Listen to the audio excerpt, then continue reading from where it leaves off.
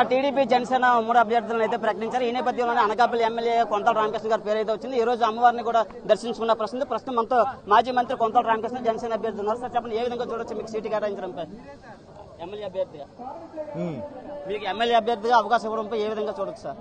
ఎలా మీరు పార్టీ తీసుకున్న నిర్ణయం ఇది. నేను మొదటి నుంచి కూడా చెప్తాను, పార్టీ ఏ నిర్ణయం తీసుకుంటే ఆ నిర్ణయానికి నేను కట్టుబడి ఉంటాను. నేను కావాల్సింది ఏంటంటే జనసేన నాయకుడు పవన్ కళ్యాణ్ గారి నాయకత్వాన్ని బలపరచాల్సిన అవసరం ఎంతైనా ఉంది. రాష్ట్రంలో ఒక మంచి ప్రత్యామ్నాయ నాయకత్వం అభివృద్ధి చెందాలి. అభివృద్ధి చెందాలంటే దానికి తగిన నాయకుడు ఈ జనరేషన్ కి పనికొచ్చేటువంటి వచ్చే జనరేషన్ కి మంచి మార్గదర్శకులుగా ఉండి రాష్ట్రాన్ని ముందుకు తీసుకెళ్లగలిగే నాయకత్వం. కాబట్టి జనసేన బలపడాలనేటువంటి ఆలోచనతోనే ముందు నుంచి ఉన్నాను. నేనైతే ఆర్గనైజేషన్ కూడా పనిచేయడానికి సిద్ధమని చెప్పాను. నేను దేనికైనా సరే సిద్ధంగా ఉన్నాను. ఎందుకంటే ముందు అధికారంలోకి రావాలి, నాయకత్వం బలపడాలి, ఈ రాష్ట్రం బాగుండాలి, అదే నా ప్రథమ ధ్యేయం. సరే, పార్టీ అయితే నిర్ణయం తీసుకుంది. తెలుగుదేశం అదేవిధంగా జనసేన వారిద్దరు కూడా కూర్చొని నేను తీసుకున్న నిర్ణయం ప్రకారం నేను అన్ని కూడా ప్రకటించారు. అటు తెలుగుదేశం సీట్లైనా జనసేన ఆమోదంతో ఉన్నాయి, జనసేన సీట్లైనా తెలుగుదేశం ఆమోదంతోనే ప్రకటించారు. కాబట్టి మంచి సదృభావ వాతావరణంతో రాష్ట్రం పురోభివృద్ధి సాధిస్తుందనే దృఢ విశ్వాసం ఉంది. మొదటగా చాలా మంది అనుకున్నారు, మీరు కూడా అనుకున్నారు ఎంపీకి వెళ్తే బాగుంటుందని. ఈ రోజు అసెంబ్లీలో అడుగు పెడుతున్నారు, ఏ విధంగా చూస్తారు? 2009లోనే మీరు చివరిగా అడుగు పెట్టారు, ఇప్పుడు మళ్ళీ అడుగు పెట్టబోతున్నారు, ఏ విధంగా చూస్తారు అసెంబ్లీ? అంటే బాధ్యత ఉన్నప్పుడు ఏ బాధ్యత అయినా సరే త్రికరణ శుద్ధితో చేయడం నా అలవాటు. పార్లమెంట్కి ఉంటే పార్లమెంట్ అటాక్ చేశాను. అంటే పార్లమెంట్లో ఉంటే నా కంఫర్ట్ లెవెల్ వేరే. బట్ ఈ రోజు రాష్ట్రానికి అవసరం, రాష్ట్రానికి నాయకత్వం కావాలని పవన్ కళ్యాణ్ గారు వ్యక్తిగతంగా భావించారు. కాబట్టి తప్పనిసరిగా వారి నిర్ణయానికి నేను అనుగుణంగానే వారి ఆలోచన పరిధికి సరిపడగానే సంతృప్తికరమైనటువంటి పరిపాలన జరిగే విధంగా ఈ రాష్ట్రంకి కావాల్సిన విధంగా నా సేవలు ఎప్పుడు కూడా ఉంటాయి.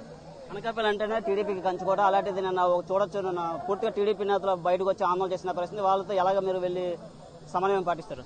నేను చెప్పాను కదా, నేను టీడీపీలో లేకపోయినప్పటికీ మొన్న 2019 ఎక్స్ఎమ్మెల్యే గారికి పూర్తి స్థాయిలో పనిచేశాం. తెలుగుదేశం అంతా రాష్ట్ర జిల్లా అంతా కూడా చేశాం. అందువల్ల ఆ రోజు నేను టికెట్ రాలేదని నేనేం బాధపడలేదు. నేను వచ్చింది వాళ్ళు అడిగారు, అడిగితే చేశాను నేను తప్పనిసరిగా మనస్ఫూర్తిగా.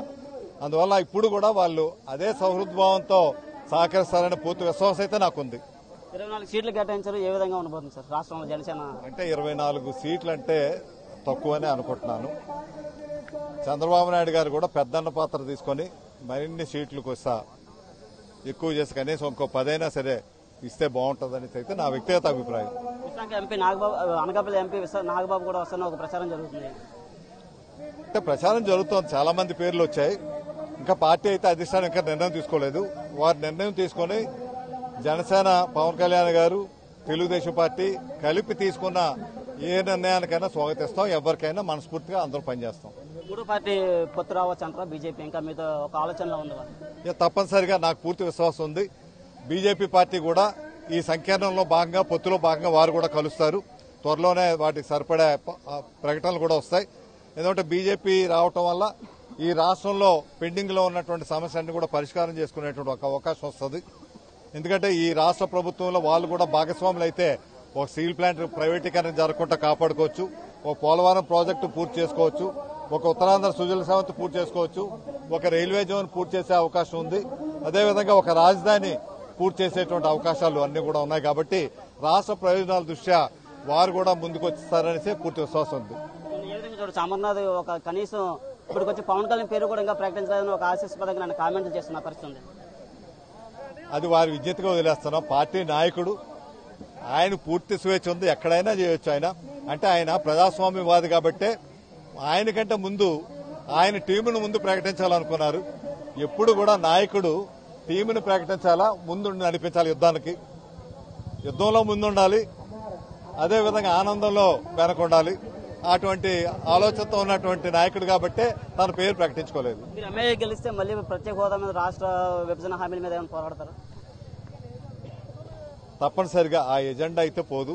ఏవైతే రాష్ట్ర అభివృద్ధి గాని, ఉత్తరాంధ్ర అభివృద్ధి గాని ఏవైతే ఉన్నాయో అవన్నీ కూడా పూర్తి చేయాల్సినటువంటి గురుతర బాధ్యత ప్రతి ఒక్క ప్రజాప్రతినిధి మీద ఉంది. పార్టీలకు అతీతంగా ఉత్తరాంధ్రలో ఉన్నటువంటి అందరూ నాయకులు ముందుకొచ్చి మన ఉత్తరాంధ్ర సమస్యల్ని పరిష్కరించుకుని ఉత్తరాంధ్ర వెనుకబాటుతనాన్ని రూపుమాపాల్సిన అవసరం అయితే ఉంది.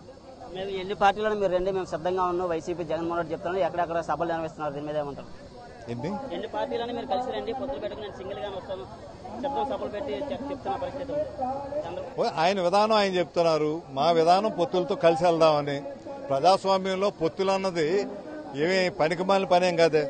అక్కడ ఉన్నటువంటి పరిస్థితులు బట్టి కలుస్తారు, తప్పే ఉంది, అది తప్పేం లేదు. ఇదేమో లోపాయికారి పొత్తులు కాదు, రహస్య పొత్తులు కాదు, ఏదో వెనక కలిసి లోపల కలిసి మాట్లాడింది ఒకటి, పైకి వచ్చి చెప్పింది ఒకటి కాదు. ఓపెన్ గానే చెప్తున్నారు కలిసి వెళ్తామని. ఆయనకి ఆ ధైర్యం లేదు, ఓపెన్ గా చెప్పుకోలేదు. ఆయన చెప్పగలరా బీజేపీతో నేను కలిసి లేనని చెప్పగలుగుతారా? చెప్పమనండి.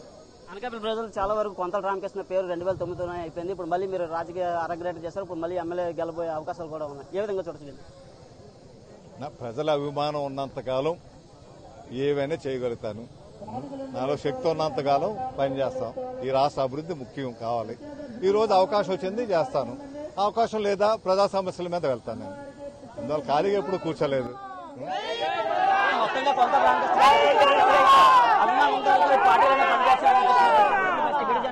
మరిన్ని వీడియోస్ కోసం ఛానల్ సబ్స్క్రైబ్ చేయండి. లేటెస్ట్ అప్డేట్స్ కోసం వాట్సాప్ ఛానల్ ఫాలో చేయండి. అండ్ లింక్ డిస్క్రిప్షన్ లో ఉంది.